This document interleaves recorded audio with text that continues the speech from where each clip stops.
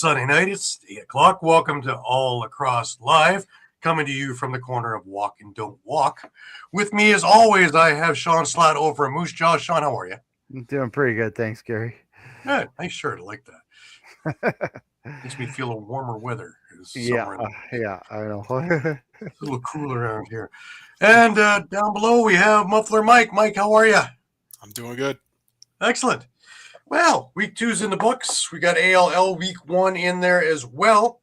And we have a whole bunch of news and clarifications and all kinds of fun things from the NLL and a few milestones and a few other things in there. But before we get rolling, as always, just a reminder to everybody that all of our shows are streamed live across Facebook, Twitter, YouTube, also Twitch. Remember, hit the subscribe, follow, and like buttons. Always share. Please enjoy all of our affiliates across the Streampunk Entertainment Network. If you missed a show, no worries. You can grab all the shows on YouTube, whether it be at Streampunk Sports, Streampunk Cinema, Streampunk Combat, or, of course, at All Across all the time, in which you will be able to find retro games, interviews, our library of shows, and a bunch of other things like press conferences, fights, and a few other things as well. More coming all the time. Remember, you can stay up to date with all sports by visiting streampunkentertainment.com with great articles from our huge staff of contributors. Also, a reminder that our show is brought to you by 60. More than just a number, 60 is Canada's newest and most exciting sports uniform and teamwear brand, delivering top quality uniforms and teamwear that reflects the spirit and identity of each team. Their commitment to innovation and excellence sets them apart, ensuring that every customer experiences the perfect blend of style and functionality. Unleash your greatness with 60.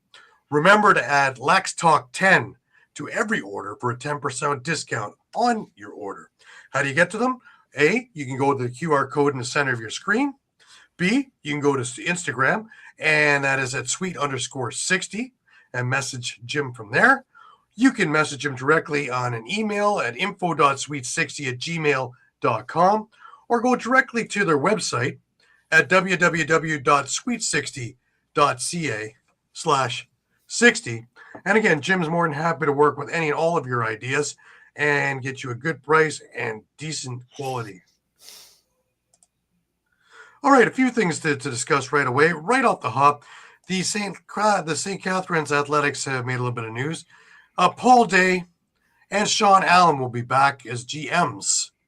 Both men come with great experience on the floor and on the bench and behind the scenes. Is very excited for them and for the organization. And a great move, I think, for St. Catharines. Now, we had talked about the rarity of seeing a goalie serve a penalty. Now, there's been a lot of banter all week, back and forth with refs, players, pundits, everything, going back and forth and trying to figure it out. And we could go so far back as around 2002, 2003. There was a rule on the book that said that the goalie would serve his own penalty. However, that rule is no longer on the books. And even so much as last year, there were 2 goalie major penalties, one to Dobson and one to Landon Kells, in which neither of them served their own penalty. The rule book didn't change over the year to this year, which then, of course, had us all scratching our head. Well, the league gave clarification and, rule clarification during the Georgia-Buffalo game this past Saturday, a week ago. After Georgia goaltender Brett Dobson was assessed a major penalty, he should not have personally served the penalty and should have remained eligible to continue to play his position. Pursuant to league procedures, Georgia's in-home player should have served the major penalty in Dobson's place. Now, that's all fine and good, but if I remember correctly, it was a 1-goal game when that happened. And after the penalty was up, while Shanahan was still in net, we had that Follies in which Nanico got a goal on Shanahan. And I'm thinking, would that have gone in if Dobson was still in the net? And I'm thinking, no. So that now made it a 2-goal game and momentum to Buffalo. So I think there's a little bit more to that. If I were Georgia, I would be looking a little further into that because, fair is fair, right? That changed the momentum and could very well have changed the outcome of a very close game. Absolutely, because it's not just the Nanticoke goal. It's the face-off that wouldn't have happened after that. The Ian McKay goal 40 seconds later that now puts him up 3 going into the fourth. When had Dobson been in net and that penalty got killed, that gaff doesn't happen. Maybe Georgia scores on their possession, and now we're tied going into the fourth. So all the people saying it didn't matter because they killed the penalty, yeah, it absolutely mattered. Absolutely. Yeah, because I was right in the middle of that 4-goal run. I mean, you stop it at 2 goals, it's a completely different ball game. I agree with both of you guys. I just, I just don't understand the thinking at the moment where we're cutting edge all of a sudden, and that doesn't really make any sense to me, especially when you're kind of trying to get everything in line, and that doesn't work very well. Well, that's just my thing is like, from my understanding, and yes, I mean, it mentions about league procedures, but if you actually dig into the rule book, it very much specifies what happens on a 2-minute minor, and it very much specifies what happens on a game misconduct. But then it doesn't really mention anything about goaltenders when it comes to a 5-minute major. So if you're really unsure about what the league policy is and you go to the rule book, there's very much a gray area where you don't really know. I think they need to kind of go back to the rule book and kind of bridge that gap and where it's missing. I agree. All right, let's go further. Austin Stotts is in the news again, and I have a theory that I was talking with Shawn with afterwards. First off, we know that he was reinstated a couple of weeks ago, and San Diego came out with this the other day, and that was an official statement from the Seals. They have announced that they have relinquished the rights to Stotts. Now, just yesterday, the league has come out with this statement. The National Lacrosse League has placed Austin Stotts on investigative leave while it determines whether Stotts committed a violation of league rules in connection with off-floor conduct. Stotts will be ineligible to participate in league games until further notice. He must have whiplash from all the back and forth of the league. That's 2 things the league has done recently to make you go, huh? Now, here's a theory, and I don't know how correct it is, and I'm just kind of throwing darts here, but it might make sense to some of you. Did he have to be eligible in order for San Diego to relinquish his rights? And once they did relinquish his rights, then the league made him non-eligible again. How does that go for a theory, Mike?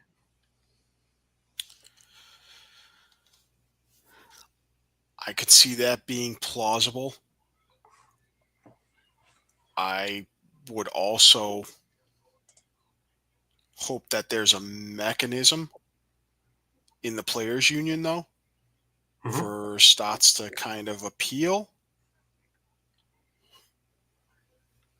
I agree too. I don't understand. But that could be, that could be pending the results of, the investigation. I mean, they shouldn't have. They shouldn't have made to him our eligible. knowledge, we haven't heard anything about any verdicts or anything about court dates or anything about his case or new charges or anything else. Nothing has been said. Go ahead, Shawn. I was going to say, Mike, I think you make a very good point, and because remember he was on indefinite suspension, and now he's on investigative leave. I'm wondering if maybe the union at some point also stepped in and said, "Whoa, like you can't suspend him without looking into the matter.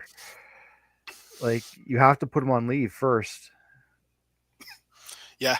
It's just a technicality thing, right? And I think it might be a little column A and a little column B, because I think Gary's theory, like Mike says, very much plausible as well, that that he can't be released until he's eligible again.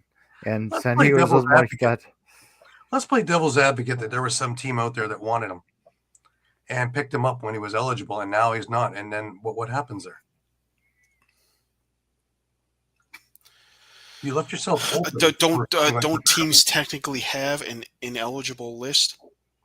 or some sort of list? I don't that believe they have an can- ineligible list because then they're not part of the team. That's why San Diego had to release or relinquish their rights to him. You have a physically unable to perform. You have a holdout list. You have I don't believe you have a list that says that you are, he's not part of it. So let me ask, and this is, I know we're thin ice here, but do either of you think the league asked the SEALs to relinquish the rights so Actually, that they could do this? I think it's the other way That's around. I think the SEALs asked the league to reinstate so they can relinquish, and then do what they're going to do. I think it's the other way around. Okay. Okay, because I was just gonna say, like, there's a point there too. Maybe we put the cart before the horse a little bit, and San Diego kind of came out and said something that's saying, "Hey, we're relinquishing," before, NLL had a chance to put out their statement saying, "Hey, like, that he's was actually my ineligible." whole right? premise of the comment before, is that did they have to reinstate him so that they could relinquish, and then once he is, they could put him back off again to make sure that he's not in, that some other team doesn't sign him, though they waited a few weeks. But then again, San Diego didn't release him technically until a couple of days ago. Yeah, because that's the other thing I scratched my head, I guess, is like, why now? Like, why? Because we know he's been suspended for a good year. You think now? some of it had to do with the CBA not being there, and they had to wait, and then with all the free agency and training camps, and then it just wasn't a priority until now when everything is rolling, and then they can do this, and in conjunction with the league, reinstate him, release him, then put him on investigative leave and put him out again. And obviously they would be in contact with Stotts as well, so that he knew what was going on beforehand. So none of this I was going to say, and have all that be in line with the new CBA. I would assume that they would have gone through with the Players Association in conjunction with them and what they're doing, and all the legal T's were crossed and I's were dotted before they did that, because you're talking about a very, very thin line to be whether it's legal or not. And I think they had to work in conjunction on both sides with both team, league, and Players Associations, all three sides, and so that it stays kosher, if you will. And just going back to what you're talking about, Gary, with, say a team does have interest, I'm just almost wondering if when it was known that his rights were going to be relinquished by the SEALs, it was almost, we know talk happens behind the scenes. Let's not sugarcoat it. That the league kind of went around to the teams and said, "Hey, listen, like, once he's relinquished, he's going to go make all the teams aware that once he's relinquished, he's going to be ineligible, so that no teams are going to do that and come out and say, "Hey, I want him." Well, we kind of looked anyways, and a U.S. team would be foolish because if he's convicted of it, he can't travel to the U.S. And then it leaves you Canadian teams, and we looked at the Canadian teams, and I didn't see a Canadian team that would have the use of his services. And if they did, would they really want the drama that came with it and the baggage that came with it? So many good players that are not on teams that are competing at the ALL level now, waiting for a spot. So it's the old adage that once you're out, it's tough to get back because there's so many people waiting for that spot, especially now when we have so many players and not enough places on teams for them as of yet. So I think that's an interesting little thing. But as the NLL has done, it is going to keep us abreast of everything. Stay tuned. This is far from over. So there's going to be a lot more news coming, I'm sure, as things play out. So we'll just wait for that. And, that's the only thing I can see, though, is that it had to be in conjunction with everybody. And the reasoning being in order to relinquish, he had to be active. So, that makes sense. stick with that. We had a couple of milestones this week. Number one, we had Clark Peterson with 400 career points early on in the game Friday night. And the big one is, and we'll get into this in a little bit, Warren Hill. He is now one of 3 goalies to only allow 2 goals in a game, being Matt Vince and Bob Watson, the other 2. Good company. Wow. Last year we're worried about whether he's going to get a starting job. This year he comes up with a performance and stones Oshawa to the tune of 2 goals. And it wasn't an easy night. There were outside shots, sure. But some of the saves that he made in that game, he was just out of his mind with the saves. So, he earned every bit of that accolade. Absolutely. Oh, yeah. All right. Without further ado, I want to bring Pat in and get his take on what's going on. Pat? Pat's eating a banana because Philadelphia. It'll be Crow next week. I'm sorry. I've already done that for 2 years. You might as well keep eating it. Well, Thanksgiving was last week. You had 1 bird. We'll have another bird next week. So Yeah. Hey, listen. this one won't be as tasty, I don't think. No. It's going to be tough, especially when I'm excited for the season. Get started right around the corner. I have no expectations for this team as we head in. I think that they're going to be a bottom feeder team. However, I'm watching the 76ers and Philadelphia Flyers, and the reality is not meeting the paper. I thought those 2 were going to be bottom feeders as well, and they're not. So maybe Paul Day will have something in store that I don't see coming. There's going to be no pressure on the wings. And when you have no pressure, as they said in Creed 1, you're the most dangerous animal walking in. Mm-hmm. Because there is going to be no pressure. Now, granted, your open day opponent is not going to be a cakewalk. It's not going to be a day at the beach. Dealing with Will Macklin and Ryan Lee is a 1-2 man punch. So just try and beat those 2 guys. All right, Will Macklin, 6 goals in. 6 goals in. I mean, he was a 1-man army. And it's hard to deal with guys like that. So the Philadelphia Wings are going to have their day full. And we're going to see what this defense is really made of on day 1. Absolutely. Well, speaking of no pressure and over, shall we say, over adjusting here, but in the pick'ems, Mr. Bernard there is still kicking our butts. Well, I'm right behind him, but 5-1, not bad, Pat. Good start. I'm there at 4-2, and we have a 3-way tie. Mike, you're still above 500 technically. You're not below it. Well, you remember how the Wings season started off right last year? They were real hot, and then the train fell off the tracks. That's where I can see this is where this collision course is going to happen. Philly MO for you. Yeah. I'm just waiting for the other shoe to drop, so I'm not going to get too high right now. But no, I mean, again, getting back to the Colorado Mammoth and what to expect. Like I said, I think this defense is going to be tested right out the gates. They're going to have their hands full.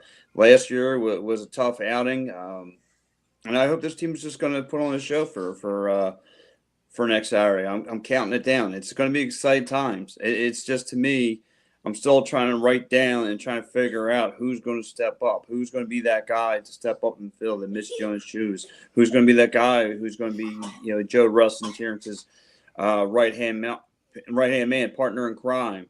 Who's going to be that 1A primary shooter? I'm still trying to figure that out. I'm thinking that the lower scoring the games are, the better chance Philadelphia has to pull it out. I liked the defense that I got to see in preseason. I think that there was some big steps taken, and it's a pretty big defense. Both goalies are healthy, so it looks good that way with Knott and Damoud. If they get into shootouts, I get a little worried because they're a little thin on the scoring thing. However, if Brennan O'Neill becomes interested and decides to go to the next level and does not plateau, then you already have yourself your right-hand man with Joe Russ and Terrence. And things move forward from there because now you have 2 big threats on both sides to guard. And that opens things up quite a bit for some of the others of the Phil Caputos and things like that, as well as a good transition game and very quick and very big. So they're not going to be bumped and moved from center either. So if they're deciding to go, they're going to put a little bit of panic into the opposing team's defense, which could, again, I always love transition because it puts the other team into a disheveled mood, which means that they jump early, which means when refs are looking for it, they get the too many men calls a lot. And that puts Philadelphia on a power play, and which is now in their realm. That changes the whole outcome of the game. Two things will stand out by then there, Gary. One, Dylan Ward is going to be the X factor for Colorado. Yeah. And again, I mentioned about the defense getting tested at the floodgates. So will this offense dealing with Dylan Ward between the pipes for Colorado. And number two, the big question is, and we talked about Brandon O'Neill, whether he's going to elevate his game. Will Michael Sowers be able to transition his game from the PLL over to NLL completely? Because I still think there's parts of his game that show you that he's used to the field game instead of the inbox where he can't hide, where the bigger, the stronger defenders will come. And I've seen they waffle him at times last year, welcoming him to the NLL.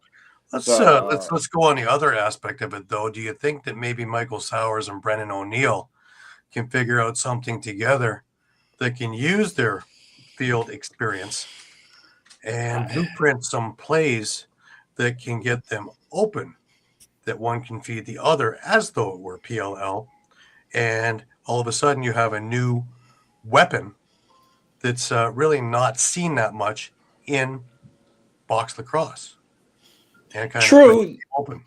That if they can open up each other's, if they both could step up and bring what they've got from the PLL and bring it to the NLL doorstep, we both know that both those guys can play. They are pretty much the heart and soul of the Outlaws and the Water Dogs. But if they could both play to that level and bring it here, and then you can get Blaze Reardon playing like he used to play, being a beast and being aggressive down low, and Joe Resiterance hanging off that face-off circle where he likes to shoot at.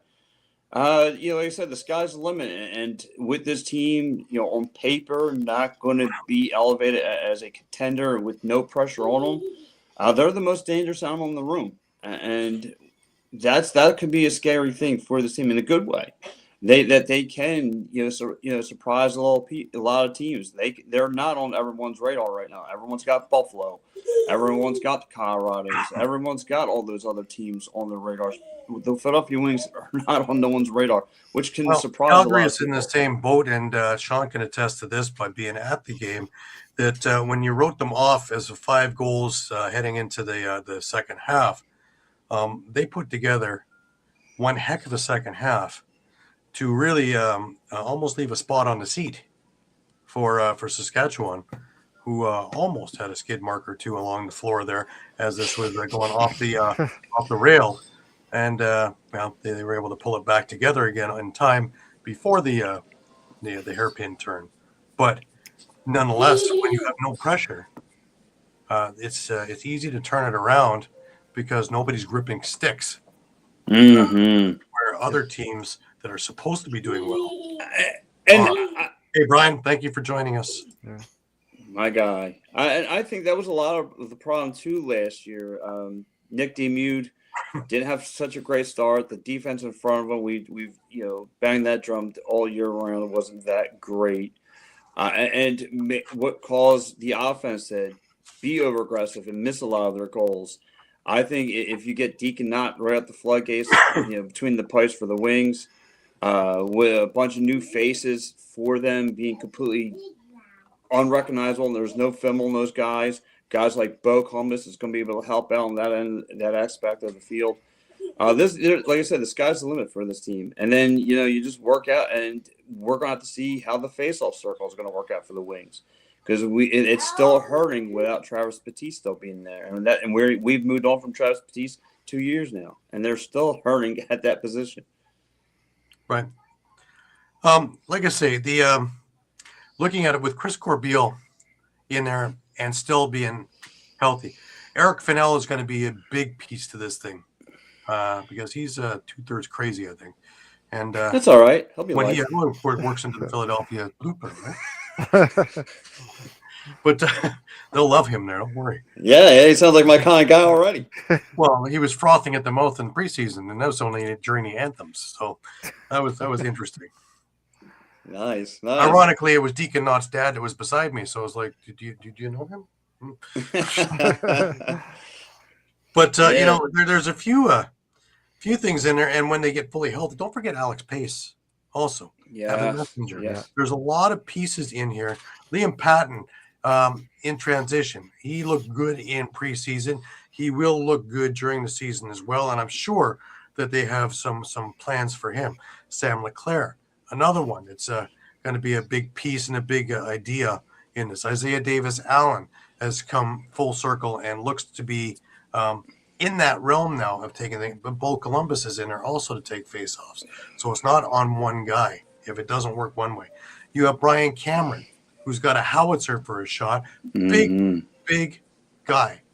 So again, another one that they're not going to be able to move off of what he's doing. You know, he's 6'3", 6'4", 212. So you're not going to be able to move him around too easily. You know, Caputo's 6'3", 200. Again, another one that's not going to, you know, Columbus is 6'2". Corbeil, you know, is 6'2". You know, that's a big team. Davis Allen's 6'2". Fennell is 6'2". It's a big team, man. Yeah, it's a huge. Listen, Paul Day has built the Monstars from Space Jam. I mean, he's got some monsters out there. They're kind of trying to play Scott Dominy too. At some point, he's coming back. Yeah, that's true. And when he comes back, you know, he didn't earn the name The Flash for nothing. No, and he likes to scrap. He doesn't mind throwing the gloves once in a while. Not at all. I was gonna say, yeah, he has a mean streak that he can use if he needs it. Yeah. Mm-hmm. I mean, it's nasty. I mean, as a scorer, he's a hell of a scorer because he was an attack man up in Nipissing. So he knows how to score very easily. So as well as play defense, as well as being mean. So yeah, and look, I also want to see Scott. Listen, I want to see Knott too get the nod, but we'll see what happens, and I'm pretty sure he will. Like I said, it's going to be an interesting time to see how this team translates and takes on Colorado. Like I said, it's going to be a tall order out the gate on both sides of the ball, and I'm just excited to get down there. We're 6 days away. I can't. And we want to get mean. We also remember they just signed Dustin Burkhoff, correct? Yes. 6'3", 215, and a mean streak, and he can scrap with the best of them. So, if you need meanness and you need somebody to say, "Oh, he can also score the odd goal," but it's going to be punishing to come in on the wings this year. It's not just I'm coming in and I'm taking what I need and that's it. You know, there are a lot of that people aren't paying much attention to, and again, when you don't have any pressure. These guys will be able to operate and do their thing.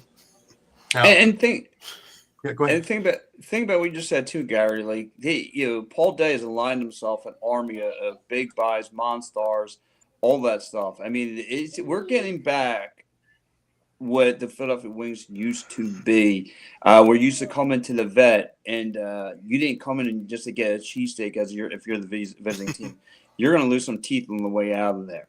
And that's what it seems like the Wings are going to be. The Wings are going to be your new more in the style of Ian Rubel. That's the way he played.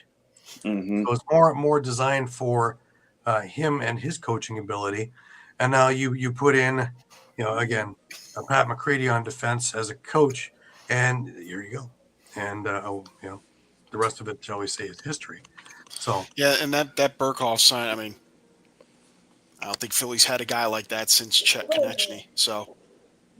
No, I was going to say, what we've been saying all these years has been the problem with their defense is they've been pushed around. Well, they ain't getting pushed around this year. There's no way. No, and I don't think they're going to be. And if they got the speed to match it, That's going to be incredible because you're not going to be able, if you're the opposing defense or if you're the opposing offense in that offensive zone, you're not going to be able to create separation like you used to. They're going to be on you like flies on poop. Don't forget, you also have Tracy Kostiuk as your offensive coach. That's no slouch. That's a Hall of Famer. Mm-hmm. It's how creative they're going to be, if they're going to be on top of their loose balls, all that stuff. Just the fundamental mistakes that they've been making from a couple of years now. As long as they get on top of it and capitalize, it should be a fun season. It should be a extremely fun season. I mean, but again, tall order because after this, you go you go on the Christmas break, and then you got to go right into Oshawa. So it's not going to be easy, but it's going to be fun to watch because you got Jeff Teat going to be waiting for you, and he's no treat. Well, so after Oshawa, you have Rochester, so that's another not easy game in Rochester for their home opener. Yes. Barring any silly weather, I plan on being there. So nice. It's like I said, I'm thrilled. I'm thrilled. I can't wait to see the season get started. We are 6 days away, and I'm cheesing. I'm ready to go. Well, being at a 1:00 game, the Philadelphia special. Yes. You have enough time after that game to go and catch the Buffalo game or the Toronto game. You can watch a whole slew of them for us. Georgia. Yes. And then you could do Vancouver. Look at that, man. It'd be a trifecta for you. It's right at the Xfinity line. That's a lot of cheesesteak, man. That's a lot of cheesesteak. I could go for a cheesesteak right now. Well, what are we waiting for? Yes. So it's going to be a good time. Like I said, it's the crowd's already. The theme of the night. It's an all-you-can-eat. Speaking of, when we're talking about cheesesteak, it's an all-you-can-eat. So that is a thing. That's their theme of the night. I don't know what that means, but I can't wait to be there myself covering it. Can't wait to see what's on the menu. So, but like I said, no expectations on this team. Paul Day will have this thing right, rock and roll. Rubel, this is going to be year 2. This is going to be his sophomore year. I'll kind of figure out what he really is. Again, last year didn't know. There was a couple of mistakes. Hopefully he's learned from whatever he kind of dialed up with this squad he has now. So Gary, you say you got to see a little bit. You got a little bit of a taste of this team. Pats all the way. Pats all the way. Pats. Gino's not even on the radar. But I like Sonny's myself. To tell you the truth, it's up on Market Street. I have their T-shirt. It's a great one. Yeah. So it's like I say, year 2, Ian Rubel, got to see what we'll see what his playbook looks like. Some new toys he's got manufactured in his room. So we'll see what happens. It's a good time. Brian doesn't want either. He's probably Del Salvador. Brian's going to Campos. Don't worry. He's in around. He's sitting in Citizens Bank and going to Campos. Yeah. He knows. He will probably goes to Del Saunders, Joe's. I know where he probably hangs out. Oh, he's going to Jim's. He's going on to South Street. There you go. There you go. Those are gyms, yeah. Well, the new and improved gyms, of course. The old one went down in flames a few years ago. There you go. Mm-hmm. So we can't wait to get it going. The Wings Nest will be ready to rock and roll, and all that stuff. Excellent. Well, look forward to getting your report next week. And definitely it is going to be – oh, look at that, man. Buffalo wings are better. Here we go. Well, we're going to have a wing steak-off, I think. I'm going to get a big table because, there's a lot of us with big appetites. A Buffalo wing comes with a lot of pride anymore. It has a lot of riches anymore. You put a pound of butter in there for the buffalo sauce. You're all set. But, hey, what can we say? But yeah, I'm looking forward to it next week, Pat, where you can give us the skinny about what happened and why. And looking forward to that. Looking also forward to seeing what the reaction is in Wells Fargo for the game.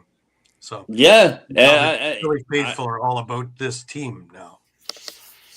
Yeah, listen, like I said, 6 days to go. I'm foaming at the bits to get through the work week and get down to the game come Saturday. Awesome. Well, Pat, as always, appreciate it. Sitting atop the leaders board here, he's one lucky banana. 6 games this week, though. That should be the telltale. Yeah. If I gotta start interviewing 7, actually. players, 7. what you guys? Seven. Yeah, every team's in action this week. So So what you guys are telling me when I start interviewing players, I gotta go like this now to everybody. Pretty much. Yeah. Pretty much. Yeah. I think they put 1 or 2 at 5'11" just so they make you feel a little bit you're not in the trees. A little nicer. I remember. It was nice to talk to Take It, Tony, because I was like this, but now everyone else is like, Yeah. Yeah. Yeah. Well, now you just have to hold it up and hope for the best. Because it gets down. All right, guys, enjoy your night. I'll catch you guys this Saturday. Absolutely. All right, Pat. Take care. See you guys. Thanks, Pat. All right, fellas. Enjoy your night. Bye-bye. Yes, sir. That was Pat Bernard with his, of course, Wings Nest report. And next week we're doing it for real with a game that the Wings actually play, which is nice. Just before we get into the NLL games, we had ALL. And, of course, they had their first ALL East. It was face-off weekend, in which we had 4 big games going on. Thursday, Friday, and a couple on Saturday. And really some strange results, guys. Mike, you sitting for this one? Oswego takes Six Nations, beats them 18-11. wow, okay. That was enough to make me go, Yep. We had one that didn't really surprise me, and that was Brampton beating Toronto 13-8. The surprise in that game, of course, is that Toronto only got 8 goals. But, hey. Now, here's where, this one was a slobber knocker.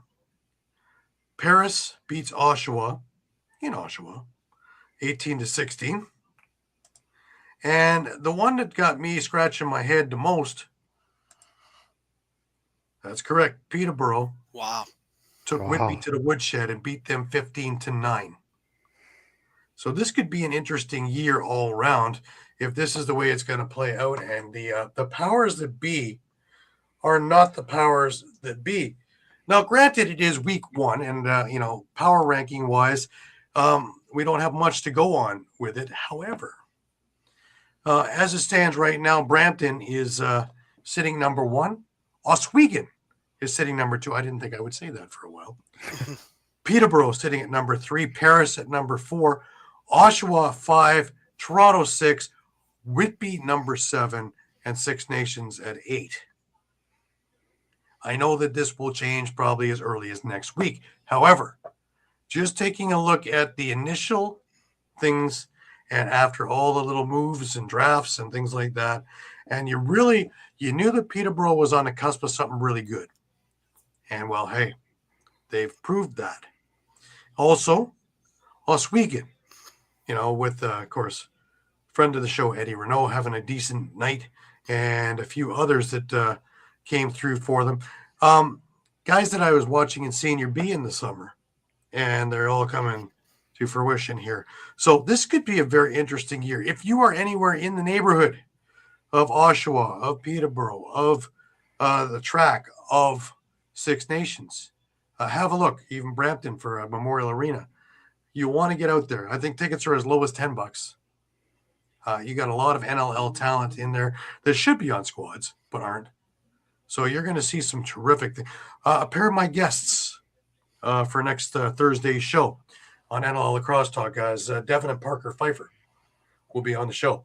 And, of course, they have, for a number of years, been lighting it up in ALL, as well as also with the Gales with the Tel Aviv team in Prague, and, of course, with the Brooklyn Merchants in Senior B. So it's going to be an interesting interview with the two of them, talking about all kinds of different things going on. So if you're available Thursday at 4 p.m., Frank and I will be, it's 7 p.m. Due to some work stuff that I think is Parker can't get back in time. But at 7 p.m. on Thursday, have a look at the show. Should be an interesting one. All right, that brings us over to NLL, guys. And, of course, we had 2 games only. Friday night, we had Halifax and Oshawa. Now, we've already alluded to that score of 11-2. Warren Hill, of course, joining elite company with just a 2-goal given up. And, wow. And it looked to be a lot closer than what the score was telling us. It was 2-2 after one, wasn't it? Yeah, 2-2 after one and 5-2 at the half. And Well, that was the end of it. With a minute 40 left in the first, and that was the end of the scoring for Oshawa. That was it. Yeah, so they for well, it was a futility record for not scoring in 46 and a half minutes. Yeah, a lengthy drought for sure. Ty Kurt's getting those 2 goals for Oshawa. He scored early to get them up 1-0. Nice. Then scored again after Terefenko equalized for a 2-1 lead, and that's when everything Eduardo went wanted south. to Hey, find Eduardo. snow. How's your snow experience, Eduardo? I watched the Bengals game for a bit today, and there's a lot of snow there. So, sorry, Mike. Go ahead. No worries. Yeah, so not much to talk of, obviously, for the scoring for Oshawa. Dyson Williams had an assist on each of Kurtz's goals. Ethan Walker had an assist. I do want to go on a slight rant here. I hope there are some media personalities tuning in. Maybe Teddy Jenner, Pat Gregoire, Steven Stamp, Jake Elliott, Nick Tchaikovsky. 11 loose balls, 2 caused turnovers. Can you guys start, please, to get this guy's name circulating around for potential Defensive Player of the Year? First goal in Oshawa history. He's just already making his mark 2 games in, despite the 500 record. Let's get the campaign going to get him in. Sorry, Gary. I'm tired of seeing all these Toronto Rock players always nominated for Defensive Player of the Year. Hosix, you guys have had enough. I was going to say Hosik last year. Sorry. Last year.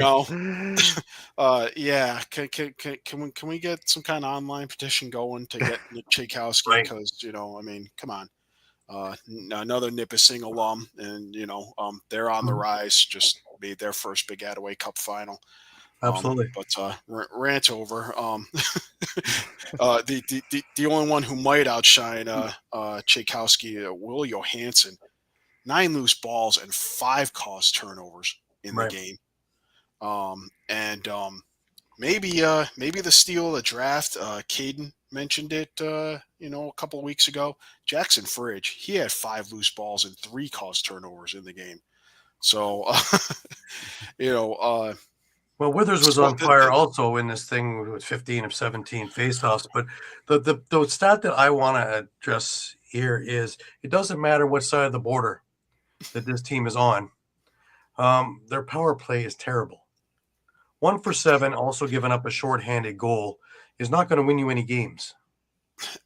Definitely not. But I think hidden within that, you have to look at 3 of their power plays.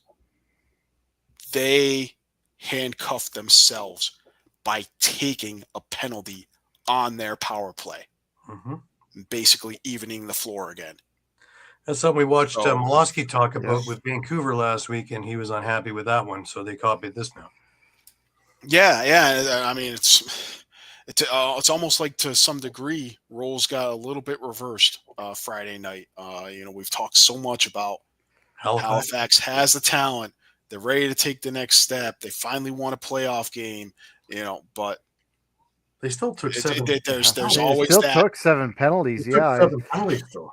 I was going to say, as a team like Halifax, they're going to take those penalties, especially 7. You need to capitalize, and that's exactly what Oshawa did not do. They did not capitalize. They took penalties to shorten those power plays. I mean, if you want to beat Halifax, you have to capitalize because they're going to take penalties.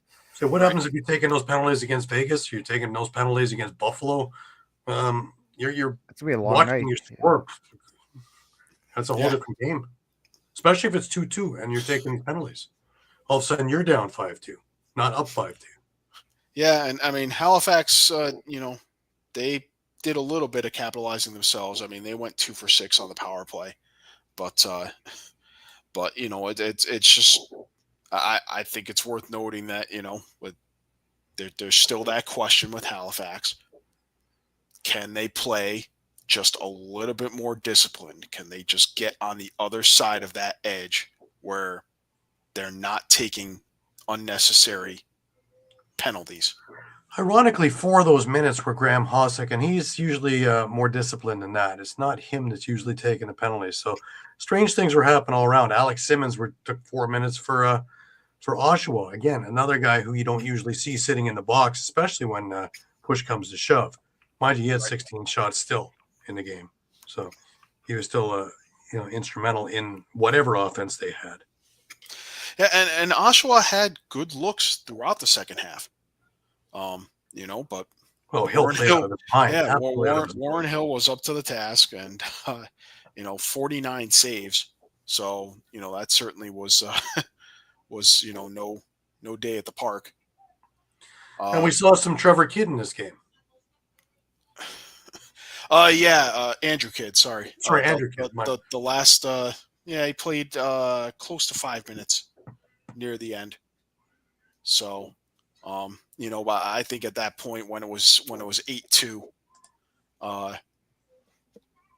absolutely, Utica Yeti. I mean, I think just the question with Hill is,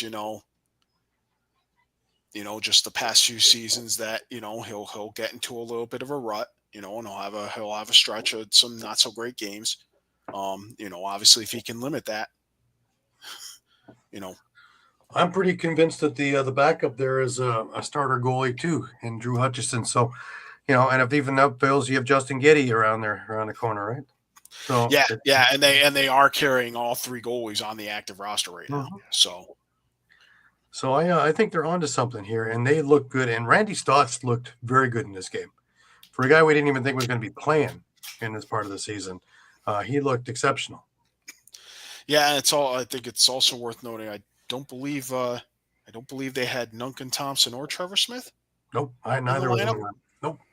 So, those are 2 key cogs in their lineup as well. So. Absolutely. But it's exactly. Hill's been a question the last few years. That's where Hutchison has stepped in.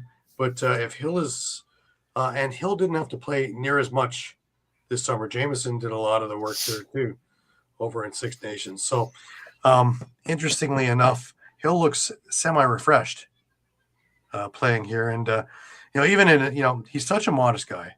And when I interviewed him, he's just almost giddy with what's going on. And you saw that in his post-game interview there, where it's just, pass it off to the team, and the team is this and the team is that. And, and off he's just looking to go get into the picture with the team. So very unassuming, which is refreshing, very refreshing in a pro athlete. But look out. Halifax is actually doing what we thought they would be doing. And that could get very scary. Yeah, I mean, I guess, the only bit of bad news for them, Thomas Hogarth got injured. He was seen on crutches. Yep. So, hopefully a speedy recovery for him. Absolutely. Which brings us to our second game of the weekend. And this one was a little bit more, shall we say, non-cut and dry. We thought it was going the way of the Halifax game, but Shawn, what happened? Yeah, really a tale of final, but that's 2 empty net goals at the end. Yeah, really a tale of 2 halves. And we're talking about milestones. I just want to touch on this real quick as well. Tanner Cook, 100th career goal, as well as for Calgary, Noah Manning and Kyle Pepper had their first career goals. But this is the one that gets me and really talks volumes of Robert Church. Franchise leader now for games played in Rush uniform, 184 games. 34 with Edmonton, 150 with Saskatchewan. And he puts up 4 goals. So, I mean, he still gets it done. He's still, a stalwart in that offense after 184 games in that uniform. But, like I said, tale of, 2 halves. I mean, Saskatchewan kind of really left off where they began last season, left off from where they were last season in the first half. And, it was clear they were going to be dominant. And to me, at least, I saw a Calgary team that just, at least on offense, looked very out of sync. There was a lot of balls that ended up on the carpet, a lot of kind of errant passes or passes where, you know, he thought a guy was going to be and it just goes off into the corner and just kind of just off. So at the half, it was 10-5 for Saskatchewan. But then I don't know what was said in that halftime. But I should mention, too, Cam McLeod came in to finish off the first half, relieving Aiden Walsh after he gave up 7 goals on 17 shots. But Aiden Walsh came back in the second half, and I think maybe that sitting helped out a lot, too, because he looked a lot more steady in net, was making those saves that he needed to. And I don't know, maybe it's just the green colored glasses, but I felt like, you know, the rush defense just kind of stopped moving their legs. And honestly, you know, we talked to Jake Boudreau after the game, and he said, you know what, our defense just needed to be better in that second half. We just weren't playing to our standard in that second half. And especially in the fourth quarter, they got Calgary got 4 quick goals. Cook, Manning, who, by the way, you know, for a guy who said we had nothing new about him, I mean, he looked really good. I mean, a really athletic guy, really fast. He is going to cause some problems this year. Tyler Pace, another one by Cook, really within a span of about 4 minutes, you had those 4 goals, and we're tied 13-13. And he mentioned Zach Mans scores the game winner with about 5.5 minutes left, and then a couple of empty net goals by Mans and Messenger. But yeah, I think this is a Calgary team you can't really sleep on. If you do, they will punish you. It's just a matter of, you know, I think they're still working up that chemistry, and I think that's what we kind of saw in the first half. There was them not quite on the same page just yet. I think once they find that, they're going to be a tough team. I swore that second last goal was Bell, not Mans, but anyway. I know what the NLL sheet says, but I'm pretty sure that there was a long dew of hair flopping around. But anyways, how long is Jake Naso out for? You know what? I haven't heard. Huge. Nobody's really kind of heard much about what's because he was listed as questionable. So my hopes is he's close, being that he was questionable.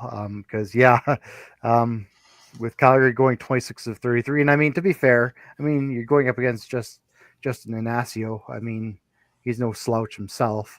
Not at all. Unfortunately, when your key guy is out, I mean, if Nasso was probably in there, you're probably more of a 50-50 shot there. And again, even Mester's not much of a slouch, but I mean, he's probably more best to just be on defense and let him kind of do his thing. And I saw him take some draws. I saw Accioni take a few draws as well. I'm sure there's somebody else who took a couple draws also. Well, nice kind of rotating through game with 19 loose balls too. So that's a big game. Even with, So there are a lot of bright spots, and Toronto has Calgary next week. So be interesting. Both teams are needing a win early in this thing. Interesting. But Saskatchewan comes away with a win, which is bottom line. Levi Birch, for his first game as a rookie, what does he look like? Yeah, I didn't think he looked too terribly bad. You know, I didn't hear his name much. So for a defender, I guess, you know, that's a good thing. It's a good thing. Yeah. That is a good thing. Took one. I think, he took one penalty. But other than that, you know what? I was going to see if I can look up his stats real quick. He had, where is he? 1 assist, 2 penalty minutes, 3 loose balls, and 2 caused turnovers. So, I mean, for first time out, a little bit of everything. Yeah. Can't complain with that. Again, the man of the hour still is Austin Shanks. 7 points in the game, 3 goals, 4 assists. Living up to the hype, really. Yeah, like I said last year, he was kind of that missing piece I think that the Rush needed. And again, Ryan Keenan, 2 goals, 5 assists. Again, another kind of stalwart on that offense. And then you add in the Robert Churches, Zach Mans, 3 goals and 2 assists. He got the hat trick as well. Again, this is just a potent defense that we had, the offense that we saw last year. Sure. We have a small clip of Zach Mans in the post-game press conference. Let's give a little listen. The second half. They picked up their intensity. They probably got reamed out at halftime, I assume, and they kind of came at us in that third quarter and the fourth, and we weathered the storm. But that's one of those things with a team like that. They're young and they'll push the pace for 60 minutes. You take them seriously. First game back at home since game 2 of the finals. Just what was it like to hear the crowd and be back in Saskatoon playing games that matter again? It's everything. All 28 guys in that room couldn't wait to be here for this day. So you kind of wait all summer, hoping to get out here, and it's nice that it's finally here and the season's starting. But that's the thing, like, season goes by so quick, so you got to enjoy it while it's going. One of those guys, Robert Church, tonight sets the franchise record for games played in a Rush uniform. What have you learned the most out of Roberts in your time here in Saskatchewan? I've learned a ton, man. He's a fantastic teammate. You know, before I got traded here a few years ago, I hated his guts because he just killed me in the WLA every summer. So he's an unbelievable scorer, and he's a great human being, and that's the type of guy that you want in your locker room. And he's one of the best goal scorers of all time. So anytime he tells you anything, you're gonna listen, and there's just so much respect in the room with him. You know, when you have a guy like that who sets a record with longevity, it's not necessarily the stats, but for a guy who can play well and can play consistently in this league, how much respect does that get around the league, and for a guy who has the amount of games played through this? Tons. He's probably one of the most respected guys in the league. Not very many people put up that many points and put in that many games and win that many championships for a team, and we're still looking to win more for him. Interesting. You know, the other thing is what we don't seem to really take notice of is slowly but slowly, this is becoming a veteran Rush team. You know, we like to think of them as just a young bunch of kids that are going at it, but, you know, you're looking at guys like Mike Messenger, even Bobby Kidd. Zach Mans has been 5-6 years in the league now. Jake Boudreau, of course, Robert Church, Austin Shanks. Yeah, the list goes on and on. That this is actually quite the veteran squad now. But you're sprinkling in Connor McClellan, but you're sprinkling in the youth like Levi Anderson, like Levi Birch, you know, Brock Haley in his second year, Matt Accioni. You know, these guys are coming into this group, but you know, into this veteran group, which are going to lead these guys. So you're not just trying to figure it out by yourself. You've got a veteran system in there, as well as having, of course, Quinlan and Keenan as your coaches to guide you. And that's a pretty good system for you to come into. Yeah, just to kind of piggyback off that, because they didn't actually win the championship last year, I'm sure there's a lot of people saying, well, why are you staying pat with that, you know, roster that you have? And that's why, is because, in all intents and purposes, that's still a fairly young roster. I mean, what they missing piece that they need now is experience, and just to keep that core together. It had nothing to do with the talent level there. It's just a matter of experience. They got beat by a more experienced team in Buffalo. That's just what happened. Well, they also went down to game 3, so it's not like they got their butts handed to them. It's not like they got wiped 2-0 and it was just disaster. Yeah, that needs to be said over and over and over again. That championship series was about 2 quarters of play, the final 2 quarters of play. Mm-hmm. Yeah, and that was it. This wasn't, you know, a case of the Rush getting just absolutely trounced left and right by the Bandits. This came down to one bad half where nothing went Saskatchewan's way. And sometimes when something like that happens, is because of experience, right? Yep. Buffalo's been there many times where you're seeing a Rush with very few championship experience. Now they've got that.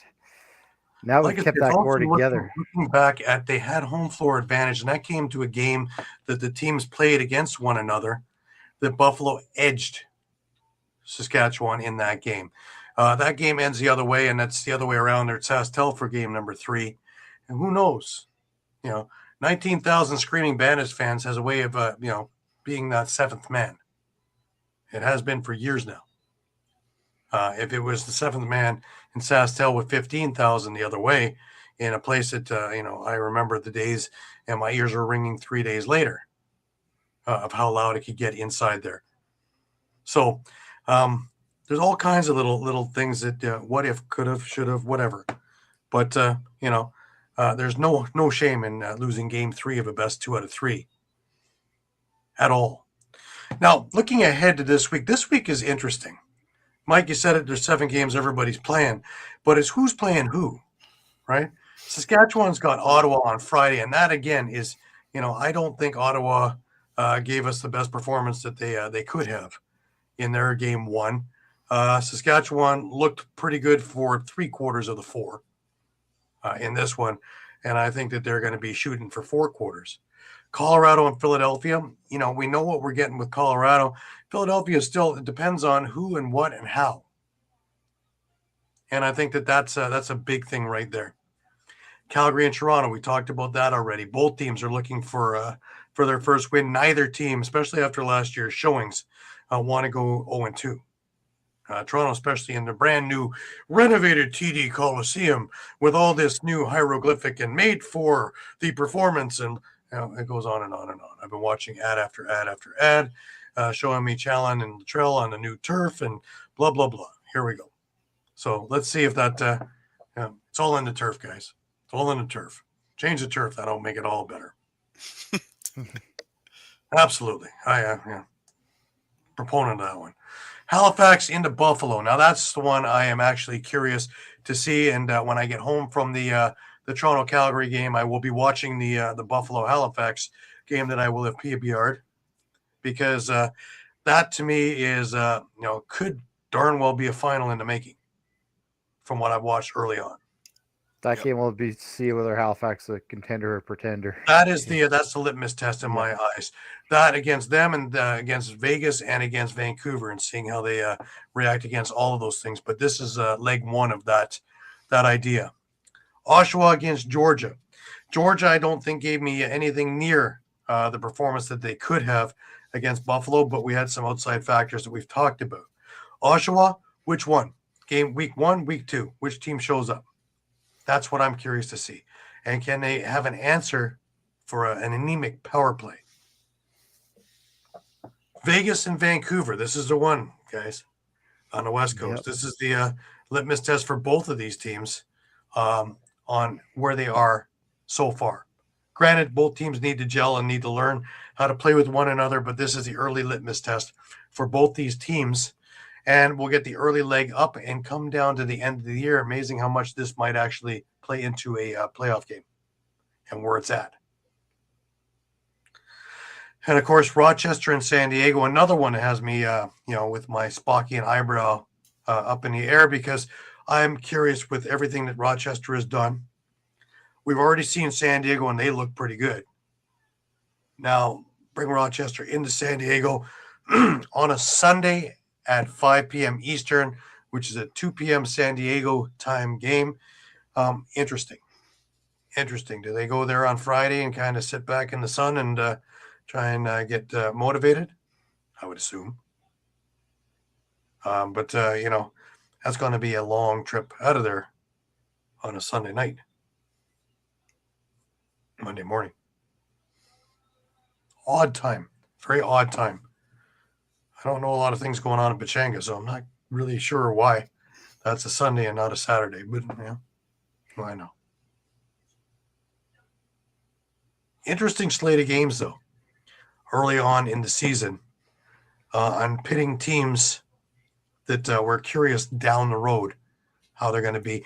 And how much does week 3 of the NLL play into after week 20 of the NLL and where our standings are? Mike? Maybe not as much as the PLL, but it certainly seems like they took a page out of the PLL's playbook, because every week PLL we had intriguing matchups this past summer. So And, we kind of eased our way in 4 games week 1, 2 games week 2. And here we go, bam. And this is the one. And this will give us a pretty good idea of where we're headed and how we're going to get there. Granted, it's not be all end all. And of course, things can happen from now through the season. But this is a real good indicator of which way teams should be going in the next couple of weeks. Do they need to add? Do they need to subtract? Do they need to change? Or do they stay paid and stand pat? Shawn, what's your thoughts? Yeah,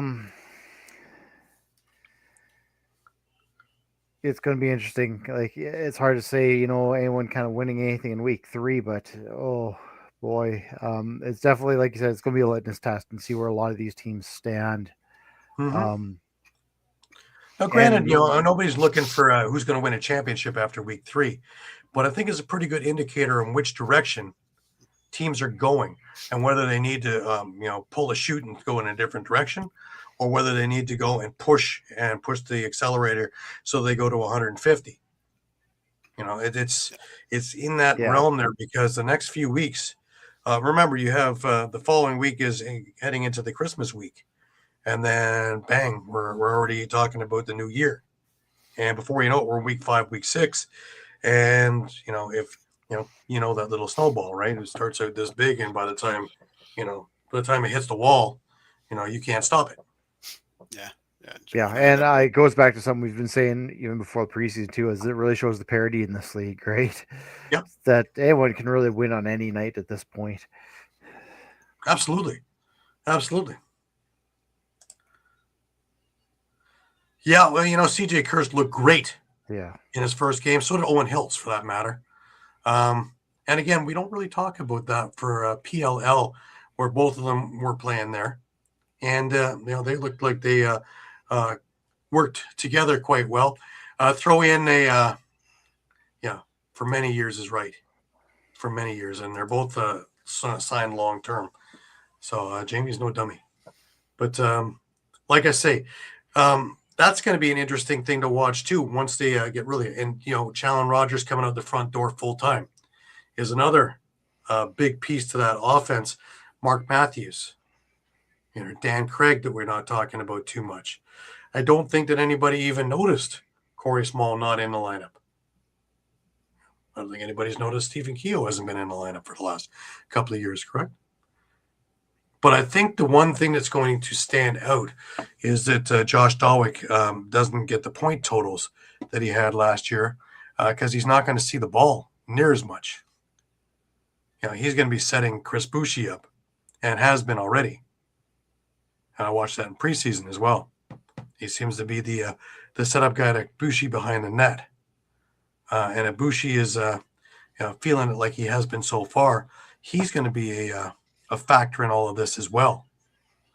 That doesn't even talk about the transition game that really hasn't had a chance to grow legs. Mazuka, Jubenville, Latrell Harris, let alone Justin Martin. Those are 4 big pieces right there that are going to go, as well as, the defense has always been bruising and hasn't changed all that much, and is still fairly bruising, led, of course, by Brad Cree. The only question is, do they have a scheme to cover up some of the weaker points of Nick Rose? Because Nick one-on-one is, Hall of Fame goalie, Hall of Fame numbers. But when you start getting to some of the stuff that the Bandits can do, and we've seen, do they have a plan in place? Staying out of the crease, of course, as we've discussed.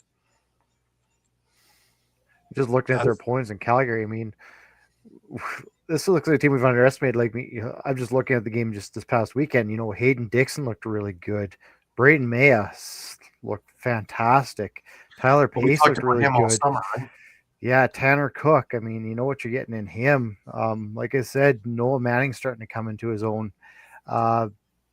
There's a good core there that if, like you said, if you can't cover up, the issues that Rose has, Calgary could get Getty, there's a stat out there. I think it was Adam Levi that brought that up to that where Teat scores early, I think that the Ottawa's won 14 of their 70 games because that when he doesn't, they've won like 2. So everything runs through him, and that goes back to New York to Ottawa. So it's there has to be other aspects of it. It can't just be Teat. And it's funny because in the Brampton days of old, the junior days, with him and Peterson and a whole star-studded cast, he dished it off way more than he shot. Could he score at will? Yes. Can he still score at will? Yes. But he is as good a facilitator as anybody. Again, when Cordingley and I were talking, this is going back a number of years ago now, before COVID, talking about Teat when he was still a junior. It was the one that they were talking about of him being like Gretzky, where the game is it's slow. He can see it's develop slowly for him, where it's going a million miles a second for the rest of us. And he can just see it and feel it and know it, which is why you can never hit him flush, because he's always able to dodge and move and see it coming and be able to see the play develop, kind of a la Gretzky from behind the net. Same idea. So it's a once-in-a-lifetime kind of special that you see there. So just to take it in and enjoy it, because, those are few and far between to see you guys like that. Yeah, Rochester, I'm interested this week especially. Yeah. This is going to be a very, very big test against San Diego. And then the following week is in Rochester against Philadelphia. So that's going to be a huge test for both squads. More so, I think, for Philadelphia. But I think a Philadelphia big-time defense is really going to put a Rochester offense to the task. It's one thing if they can just, run free. But if you're going against a defense that is going to punish you every time you're close, that's going to be something, a different look, I think, than what they're going to see this week with San Diego. All right, let me put it this way, guys. What is your game of the week coming up this week? Mike, let's start with you. I think I got to go with Halifax Buffalo. I mean, this is a chance for the Thunderbirds to they've already made a huge statement with their opening weekend. I mean, this would be the biggest early statement of the year if they can find a way to top the Bandits in Banditland. If we can get a repeat performance out of Warren Hill, can you imagine if Hill's on and Vince is on? Wow, it'd be a 2-1 game.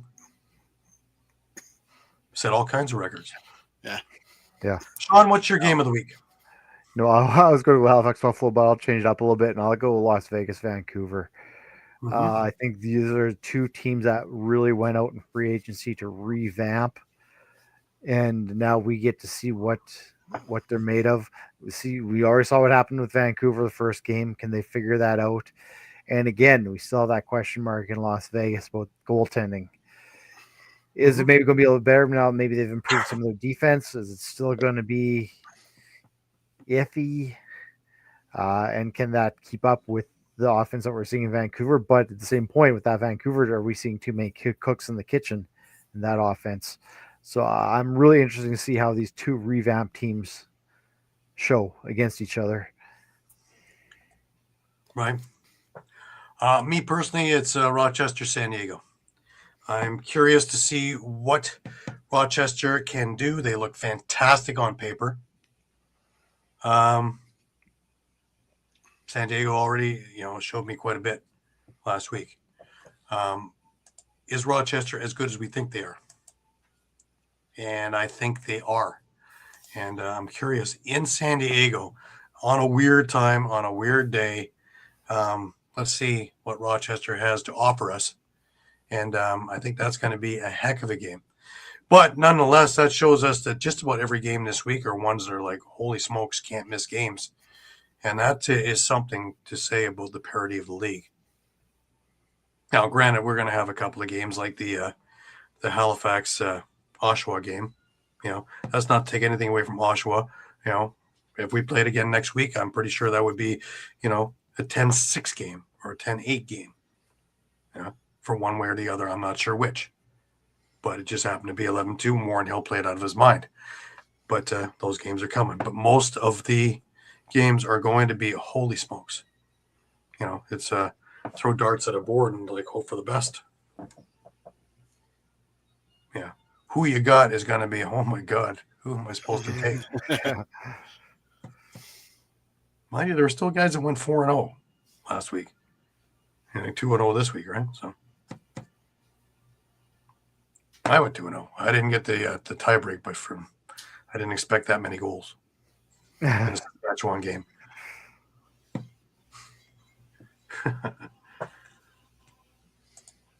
What you got in which one? Are we taking overall? A little early for that one still, I think. I got to see all the teams play first before I go, yeah, I'm on there. I have my think, but I still think that Vancouver is going to show me a lot more than they did. I still think that Vegas has to show me something on what they're doing. But I really like what Rochester has done. For the first time in a number of years, am I really excited about what Rochester's got, probably since the mid 2010s, when they were in the middle of three-peating. And they just looked better and better each and every time out. We're in that realm now where it's exciting to be a Nighthawks fan again. Think about just a few short years ago when the franchise revamped after moving to Halifax, and they won one game in that first year. And now look at that team. So tell me Dan Carey isn't on top of his game and building and putting pieces and long-term, not, shortcuts. Well, Matt Vin, you're going to have to like him because Buffalo's going the way of him. If he's not playing well, Buffalo isn't playing well. If he's playing well, Buffalo's playing well. That's really the bottom line. We saw that last year when he was hurt. Those are when they got their losses. Yep. But even people in Buffalo are saying, do we have the legs to go and get the 4-peat? Because, they're aware of the team getting older over the summer. They're aware of everybody having to put in here to make sure that it happens. So, yeah, it's all fine and good to say, yeah, we're good, we know. Yeah, every other team got better too. Big time. And let's face it, that first game against Georgia, they didn't look invincible. No. They looked there very were a lot of beatable. controversial moments too. Yeah. No, they looked like they were at times, looking for it and other times feeling it. It's consistency which wins them championships and has been their big thing, is stay the course and then that big run comes. If the big run isn't coming, they don't usually fare as well. All right, let's leave it there for this week. Remember, you can find us on Facebook. You can find us on Twitter. You can find us on Instagram. You can find us on Thread. You can find us on YouTube, as well as on www.streampunkentertainment.com. Remember to come see us 2, 3, 4, 5 times a day because the news is always changing and we have our thumbs on the pulse of the situation, always getting you the accurate information as quick and humanly possible so that you know exactly what's going on. We are your Costco of lacrosse. We are your one-stop shop for everything you need lacrosse. That brings us to last words. Shawn, last words to you. I guess first it was excellent being back at SaskTel Center this week. Right back at it. So much fun. And I just can't wait for this next week. Like you mentioned, was the game of the week. And honestly, you could pick any one of those games. You really could. So we're really looking forward to that. Excellent. Mike, last words to you. Yeah, I'm just excited that every team's going to be in action next week. So I think it's going to be good to see the teams that haven't had a chance to get on the floor for their first tilt of the year yet, and to see how some of these teams that have been on the floor for a week or two. And if anybody of the goodness of their heart in Las Vegas wants to send me a Chase Fraser bobblehead, I'm happy to accept. DM me. For one of those Chase Fraser or the Vegas ugly sweaters. Not too ugly. Anyways, I can't wait to see the new TD Coliseum in Hamilton and all the renovations and revampedness of everything and the world-class thing. Because Paul McCartney, I believe, is playing or has played, and Andre Bocelli is playing or has played or whatever. And now the real one's coming. The Rock are coming to town. I got a chance to see a sneak peek of the Rock, obviously playing in Oshawa, which was fun. But let's see in the barn here. I'm curious also to see the attendance because of Oshawa and see if it's up, down, or sideways and where we're going from there. All right. That'll do us for another week. As always, we appreciate your patronage week in and week out. We appreciate all the comments. We appreciate all the love. And I love seeing everybody in all the arenas all over the place. And it is such a pleasure to chat with everybody when we have a chance to see you. So for Shawn Slaght over in Moose Jaw, Muffler Mike in Connecticut, I am Gary Groob wishing you the best of weeks. Remember, keep your sticks high, keep your spirits higher. And until we meet again next week, have a great week, everybody.